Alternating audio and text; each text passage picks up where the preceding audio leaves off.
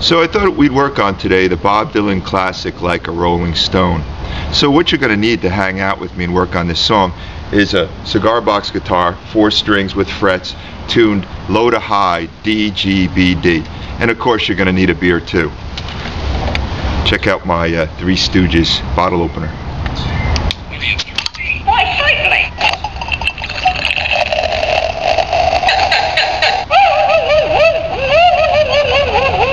So enjoy. So I figured I'd just start off by playing the first verse for you. Once upon a time you dressed so fine, threw the bum's dime in your prime. Well, didn't you?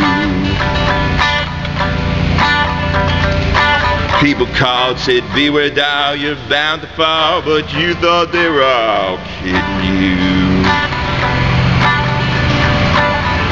You used to laugh about everybody that was hanging out, but now you don't talk so loud.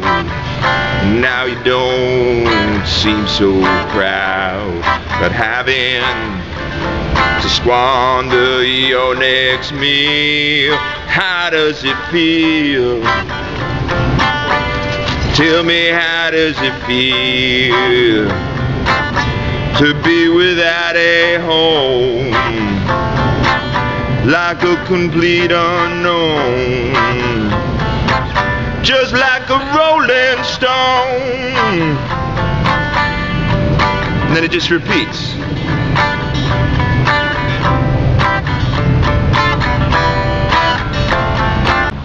So the song starts out by barring across the 5th fret.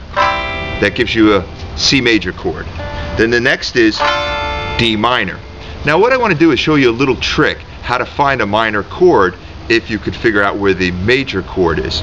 Now if I'm on the 7th fret and I bar across, that's D major because it has the 1, 3, and the 5 from the major chord.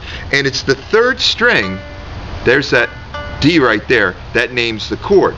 But on the 2nd string, that note right there, that's the major 3rd.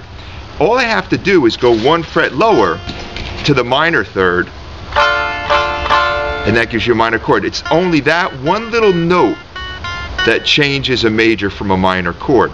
So if you needed a G minor, if you bar across the 12th fret, that's G major, you do that little shape that flattens the 3rd, gives you G minor.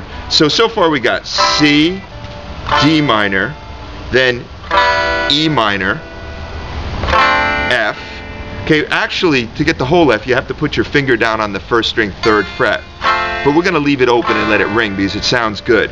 And then the last chord is G. And the same thing, I'm going to let that 1st string ring. So it sounds like this so far.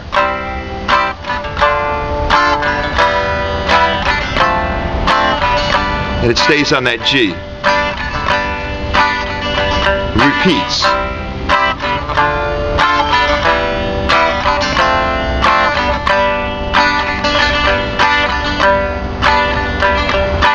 So then it goes into a shuffle between the F and the G. You used to talk about everybody that was hanging out. Then it goes through a progression of 4 chords. F, E minor, another position of D minor, and then the C at the 5th fret. Now you don't talk so loud. Now you don't seem so proud. And let me just say something about inversions, chords. You see, that's a D minor, and that's a D minor. And why they call it inversions is because the notes are stacked. It has the same notes, but the notes are stacked differently on the string. So it's an inversion of the chord. So not only does the pitch change because you're going higher or lower, but what they call the voicing, the chord sounds different when you strum it. And this is why when you use a fake book and you go to use that open position G in standard tuning and it doesn't sound right, that's because they're using a different inversion of the chord. Before it goes into the chorus, it goes into this little movement between the F, and the G. About having to squander your next meal. How does it feel? Tell me, how does it feel to be without a home, like a complete unknown, just like a rolling stone?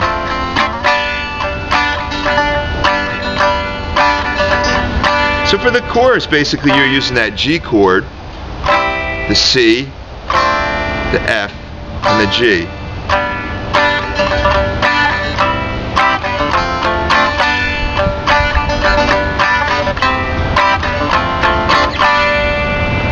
Okay, so I don't think I'll have much trouble figuring that out.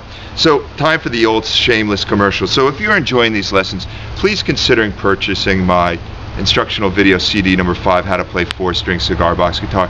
I think you'll find it quite comprehensive, and in it I have more time to really get in depth with the chords and everything like that. So far so good. Enjoy.